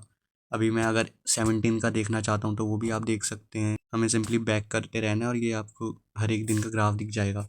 तो अभी मैं जैसे 20 का देखना चाहता हूँ तो मैं दोबारा 20 पे क्लिक करता हूँ, तो ये हमारा आज का ग्राफ आ गया है। और जैसे आप इस ग्राफ पे क्लिक करेंगे तो आपका ग्राफ ओवरऑल ओपन हो जाएगा। और अगर आप इसको रोटेट करेंगे तो फिर इजीली रोटेट भी हो जाएगा। इसको रोटेट करके आप ज़्यादा अच्छा एनालाइज कर सकते हैं। लगभग ये 7:15 से इलेक्ट्रिसिटी बनाना शुरू कर रहा है मॉर्निंग से, और ये बढ़ते बढ़ते बढ़ते बढ़ते यहाँ पे आपको दिख रहा होगा एकदम ये ज़ीरो हो चुका है। यहाँ बीच में आपको दिख रहा होगा कि यहाँ पे कोई भी ग्राफ नहीं है, एकदम से ग्राफ ज़ीरो पे आ गया। तो अब इसका क्या मतलब है, देखिए गाइस, ये आपको जैसे मैंने पिछले ग्राफ भी दिखाए हैं पिछले दिन के, तो वहाँ पे भी आपको कहीं कहीं पे दिखाई दे रहा होगा ऐसे कि जिसमें एकदम से ग्राफ नीचे चल जा रहा है। तो ये तब होता है गाइस जैसे ऑन ग्रिड प्लांट होता है, तो उसमें जैसे इलेक्ट्रिसिटी जाती है वैसे ये लाइट बनाना बंद कर देता है फॉर सेफ्टी पर्पस। तो जहाँ जहाँ पे आपको ग्राफ ज़ीरो होता हुआ दिख रहा है बीच में, तो इसका मतलब ये है कि उस टाइम पे लाइट गई है। तो इसमें हम चेक भी कर सकते हैं कि लाइट कितनी देर के लिए गई है। तो जैसे मैं इसमें देखता हूँ कि कब ग्राफ हमारा ज़ीरो हुआ था और फिर हमारा बढ़ना शुरू हुआ। तो उस बीच का अगर मैं आपको टाइम बताऊँ तो लगभग 10:20 पे हमारा ग्राफ ज़ीरो हो गया था और लगभग 10:40 तक हमारा ग्राफ ज़ीरो रहा। मतलब आज 20 मिनट के लिए लाइट गई थी, उस बीच इसने इलेक्ट्रिसिटी नहीं बनाई है। और जैसी लाइट आई है ये आप देख सकते हैं इलेक्ट्रिसिटी इसने बनाना शुरू कर दी है। और इसका ग्राफ अभी आपको दिख रहा होगा धीरे धीरे नीचे की तरफ जा रहा है। तो अब जैसे जैसे दिन ख़त्म हो जाएगा, धूप कम होती रहेगी, तो वैसे वैसे इलेक्ट्रिसिटी जनरेशन भी कम करता रहेगा। अगर मैं इसका एवरेज बताऊँ आपको, तो जैसे आजकल नवंबर का मंथ है तो कोई धूप बहुत ज़्यादा तेज़ तो नहीं है, धूप ठीक ठाक है लेकिन बहुत ज़्यादा तेज़ नहीं। तो ऐसे में ये 15.5 से 16 यूनिट के बीच बना रहा है, अगर मैं एवरेज की बात करता हूँ। वैसे जो 4 किलोवाट का एवरेज होता है वो 16 से 20 होता है, बट आजकल 16 के करीब ये दे रहा है। और अगर मैं गर्मियों की बात करता हूँ तो गर्मियों में तो फिर इजीली 20 तक निकाल देगा, क्योंकि गर्मियों में दिन भी बड़े होते हैं और धूप भी तेज़ होती है। आजकल दिन भी छोटे होते हैं और धूप भी बहुत ज़्यादा तेज़ नहीं होती है। तो जैसे आप बैक करेंगे इसमें, अगर आप नीचे की तरफ आएंगे तो यहाँ पे आपको लेफ़्ट साइड में सबसे नीचे टेम्परेचर दिखाएगा कि टेम्परेचर कितना हो रहा है। जैसे अभी 21.3 डिग्री सेल्सियस है तो ये दिखा रहा है सनी मौसम है आज। और यहाँ राइट साइड में आपको सनसेट के लिए टाइम दिखा रहा है कि 2:26 बाद सनसेट हो जाएगा। तो ये सब आप देख सकते हैं। और अगर मैं आपको यहाँ स्टैटिस्टिक्स में जाके दिखाता हूँ तो यहाँ पे आप देख सकते हैं टोटल रनिंग डेज 5 है, मतलब अभी इसको चलते हुए से 5 दिन हुए, आज 5वां दिन है। और इसके नीचे आपको दिख रहा होगा टोटल प्रोडक्शन 90.80, लगभग 91 यूनिट इसने अभी तक बना दी है। और एनुअल प्रोडक्शन यहाँ पे आपको दिख रहा होगा, मतलब एक साल में कितनी इलेक्ट्रिसिटी बनाई है। तो अभी तो कोई ज़्यादा टाइम हुआ नहीं है, 4-5 दिन हुए हैं ऐसे लगे हुए, तो ये फिर उस हिसाब से दिखा रहे हैं। तो टोटल प्रोडक्शन और एनुअल प्रोडक्शन लगभग सेम ही आपको दिख रहा होगा। और यहाँ नीचे टोटल एंटिसिपेटेड यील्ड दिख रहा होगा आपको। अगेन वही चीज़ है, काफ़ी सारी चीज़ें इसमें, बट मैं आपको सिर्फ इंपॉर्टेंट चीज़ें बता रहा हूँ। अगर आप यहाँ नीचे करेंगे तो हिस्ट्रिकल डेटा आप अपने हिसाब से देख सकते हैं। आपको पूरे महीने का देखना है तो वो भी आप देख सकते हैं। ईयर का क्लिक करके देखना है तो वो आप इसमें देख सकते हैं। और टोटल देखने की टोटल ओवरऑल कितना हो गया तो वो आप देख सकते हैं इसमें। तो अभी मैं आपको मंथ का चेक करके दिखा देता हूँ। तो अभी इसमें जैसे आपको ब्लू लाइन दिख रही होगी तो इसका मतलब है कि कितने दिन इलेक्ट्रिसिटी बन चुकी है। तो ग्राफ ओपन करने के लिए हमें इस पर क्लिक करना पड़ेगा। तो अगर मैं इसमें फर्स्ट लाइन पे क्लिक करता हूँ तो इसमें आपको दिख रहा होगा फर्स्ट डे इसने बनाई थी 15.70 यूनिट, नेक्स्ट डे इसने बनाई है 15 यूनिट, देन उसके अगले दिन इसने बनाई है 16.4 यूनिट। अभी पिछले 5 दिन में जो मैक्सिमम यूनिट इसने बनाई है वो है 16.4, और उसके नेक्स्ट डे इसने बनाई है 15.6। और आज की अगर मैं बात करता हूँ तो आज इसने बना दी है 12.30 यूनिट। खैर अभी थोड़ा 2-3 घंटे और बचे हुए हैं, तो ये उस हिसाब से फिर मेरे ख्याल से आज भी 15 के करीब तो पहुँच ही जाएगा। आज एक्चुअली लाइट थोड़ी ज़्यादा देर के लिए चलेगी थी गाइस, उस वजह से थोड़ा सा कम बना रहा है। तो इसमें यही दिक्कत है कि जब लाइट नहीं रहेगी तो फिर इलेक्ट्रिसिटी भी नहीं बनाएगा। सबसे बड़ी दिक्कत क्या है गाइस कि आपके घर में जो इलेक्ट्रिसिटी है वो 11 बजे से 1-1:30 बजे के बीच में नहीं जानी चाहिए, क्योंकि इसका जो मैक्सिमम प्रोडक्शन होता है ना गाइस, मैक्सिमम जनरेशन जो होता है वो होता है 11 बजे से 1:30 बजे के बीच। क्योंकि जैसे आपका सोलर पैनल लगता है तो वो साउथ के डायरेक्शन में लगता है, तो 11 बजे से 1-1:30 बजे के बीच क्या होता है, जो सन होता है वो एकदम सोलर पैनल के सामने रहता है, एकदम सामने 90 डिग्री पे जो है सनलाइट पड़ती है। तो एकदम जब 90 डिग्री से सनलाइट पड़ती है तो सबसे ज़्यादा मैक्सिमम जनरेशन होता है। तो अगर 11 बजे से 1 बजे के बीच में लाइट जाती है तो हमारा काफ़ी ज़्यादा नुकसान होने वाला है। अगर लाइट थोड़ा 3-4 बजे जाती है या थोड़ा 9-10 बजे के बीच जाती है तो उतना ज़्यादा हमारा लॉस नहीं होगा, बट अगर 11 बजे से 1 बजे के बीच जाती है तो ये फिर हमारे लिए काफ़ी दिक्कत की बात है। तो ये एक दिक्कत लगी है मुझे ऑन ग्रिड सोलर सिस्टम है, बट अब गाइस क्या ही कर सकते हैं हम इसमें। तो यहाँ पे आपको दिख रहा होगा डिवाइस का ऑप्शन, यहाँ पे आप क्लिक करेंगे तो यहाँ पे जो आपका इन्वर्टर का यूज़र नेम है वो आपको दिख रहा होगा। तो जैसे अभी इलेक्ट्रिसिटी ये बना रहा है तो यहाँ पे आपको ऑनलाइन दिख रहा होगा, और जब ये इलेक्ट्रिसिटी नहीं बनाता है तो यहाँ पे गाइस आपका जो इन्वर्टर है वो ऑफलाइन दिखाता है। यहाँ पे जैसे अलर्ट का ऑप्शन दिख रहा है तो मैं अलर्ट पे क्लिक करके देखता हूँ। यहाँ पे आपको जो भी वार्निंग वगैरह होती है कि आपके सोलर प्लांट में क्या दिक्कत है तो वो यहाँ पे आप देख सकते हैं। तो अगर हम इसकी बात करते हैं कि ये फ़ोन हमारा इन्वर्टर से कैसे कनेक्ट हो रखा है, तो जैसे मैंने आपको स्टार्टिंग में बताया था मेरे वेंडर ने कनेक्ट किया है। तो इसमें होता क्या है गाइस, आपको 4G नेटवर्क चाहिए होता है। जहाँ पे भी आपका इन्वर्टर लगा हुआ होता है वहाँ पे 4G की अच्छी खासी स्पीड आनी चाहिए, तब जाके आपका फ़ोन जो है वो इन्वर्टर से कनेक्ट होता है। अगर आपके इन्वर्टर के आसपास कोई सिग्नल नहीं आ रहे हैं 4G के तो फिर ये उस टाइम पे नहीं दिखाएगा आपको ऐप में। जैसे ही 4G आपका डिसकनेक्ट होएगा आपका ये फ़ोन में ये सब दिखाना बंद कर देगा। तो गाइस यही सब था इस ऐप में। और अगर आपको ये जानना है कि आपने कितनी यूनिट ग्रिड से ली और कितनी ग्रिड को दी, मतलब अगर आपको अपना नेट बिल जानना है तो वो आपको दिखेगा नेट मीटर में, वो आप ऐप में नहीं देख सकते हैं। आप ऐप में सिर्फ ये देख सकते हैं कि आपके सोलर ने कितनी इलेक्ट्रिसिटी जनरेट करी है। अगर आपको ये देखना है कि आपका नेट बिल कितना आ रहा है तो वो आपको अपने नेट मीटर में देखना पड़ेगा। अब नेट मीटर में कैसे देखना है वो मैं आपको बताता हूँ, चलिए गाइस। तो गाइस चलिए देखते हैं नेट मीटर में रीडिंग कैसे देखते हैं। मैं थोड़ा रात के टाइम पे आपको दिखा रहा हूँ क्योंकि थोड़ा बाहर में अंधेरा रहता है तो जो रीडिंग होती है वो थोड़ा सही से दिख जाती है। अगर मैं डे लाइट में आपको दिखाता तो उतना अच्छे से दिख नहीं पाता, इसलिए मैंने सोचा रात में दिखाता हूँ। तो चलिए दिखाता हूँ मैं आपको। तो इसमें आपको भी काफ़ी कुछ दिख रहा होगा, तो हमें इसमें कुछ चीज़ें इग्नोर करनी है। तो एक बार जैसे ही हम इसको करेंगे तो कुछ ऐसा होगा, फिर एक बार और दबाएंगे, ये डेट आ जाएगी, ये टाइम आ जाएगा, ये कुछ और है। ये वैसे ये देखिए जो आपको यहाँ 69 दिख रहा है और यहाँ पे आपको एक एरो दिख रहा होगा जो ये उधर की तरफ जा रहा है लेफ़्ट साइड को। तो इसका मतलब है कि हमने कितनी यूनिट ग्रिड को दी है। कितनी यूनिट हमारी तरफ से ग्रिड में गई है ये वो दिखा रहा है। तो अभी 69 यूनिट जो है वो हमारी ग्रिड में जा चुकी है। और ये 24 यूनिट आपको दिखाई दे रहा होगा, एरो इसका भी लेफ़्ट तरफ है। तो इसका मतलब ये है कि जो अभी हमारा बिल चल रहा है वो माइनस में चल रहा है। जैसे यहाँ 24 यूनिट आपको दिखाई दे रहा होगा, तो इसका एरो यहाँ लेफ़्ट की तरफ है। अगर इसका एरो राइट की तरफ होता है, इसका मतलब है कि प्लस 24 यूनिट है। तो अभी जैसे लेफ़्ट की तरफ एरो है और 24 यूनिट आपको दिख रहा है, तो इसका मतलब है कि जो हमारी यूनिट है वो अभी -24 में है। तो अगर हमारा बिल ऐसे ही रहता है तो फिर गवर्नमेंट इसका हमको पैसे दे देगी। तो गाइस अलग अलग टाइप के मीटर होते हैं, तो किसी में माइनस वैसे लिखा रहता है, तो इसमें लिखा हुआ नहीं है, इसमें एरो बने हुए हैं। तो हमने जो ग्रिड को यूनिट दी थी वो दी थी 69 और जो हमारा नेट आया है वो है 24। इसका मतलब हमने ग्रिड से 45 यूनिट के आसपास ली होगी। तो चलिए चेक कर लेते हैं उसको भी एक बार। तो ये देखिए इसमें आपको काफ़ी चीज़ें दिख रही होगी, केवी वगैरह, तो ये हमारे लिए उतना इम्पॉर्टेंट नहीं है, तो इसको हम नहीं देखते हैं। और भी मैं आपको दिखाता हूँ और भी चीज़ें, तो ये सब फालतू चीज़ें हैं गाइस, और ये भी कोई काम का नहीं है हमारे, तो ये भी काम का नहीं है। हाँ तो गाइस ये हमारे काम का है, ये आप देख सकते हैं इसका एरो यहाँ राइट की तरफ बना हुआ है, मतलब हमने ग्रिड से ली है। तो हमने 45 यूनिट जो है वो ग्रिड से ली है, आपको दिख रहा होगा इसमें। तो जो हमने ग्रिड को दी है वो दी है 69 यूनिट, और जो हमने ग्रिड से ली है वो ली है हमने 45 यूनिट। तो अगर हम 69 माइनस 45 करते हैं तो 24 यूनिट जो है वो हमारा बिल आ जाता है माइनस में। तो इस टाइप से आप नेट मीटर में रीडिंग देख सकते हैं। इसमें और भी चीज़ें आप वो देख सकते हैं, यहाँ पे आपको ये बटन दिखाई दे रहा होगा, तो आप इसको जैसे क्लिक करेंगे तो आप अलग अलग चीज़ें इसमें देख सकते हैं कुछ इस टाइप से। ये देखिए गाइस, तो जो हमारे काम की चीज़ थी वो सब मैंने आपको बता ही दिया है। सर गाइस आपने वीडियो पूरी देख ही ली होगी, और अगर मैं इस पूरे प्लांट की कॉस्ट की बात करता हूँ तो ये मुझे पड़ा था 2,46,000 रुपीज़ का।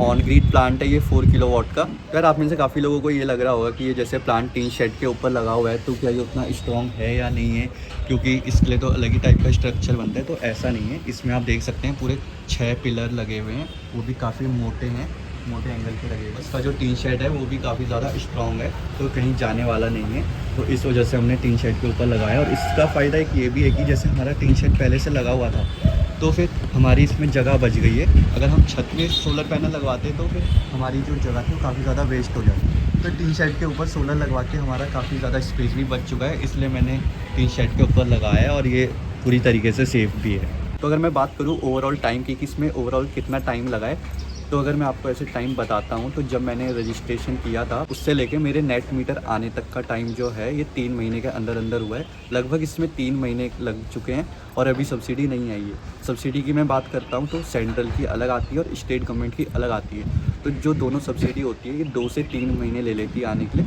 अगर आप भी अपने घर में सोलर प्लांट इंस्टॉल करवाते हैं तो आपका जो पूरा प्रोसेस है रजिस्ट्रेशन से लेकर पूरा सब्सिडी तक, ये एटलीस्ट आपका 6 मंथ ले लेगा। 6 मंथ के अंदर अंदर आपका पूरा प्रोसेस कंप्लीट हो जाएगा। तो यार रियली अगर आपने ये वीडियो पूरी यहाँ तक देख ली है तो आप सोलर के बारे में सब कुछ जान ही चुके होंगे।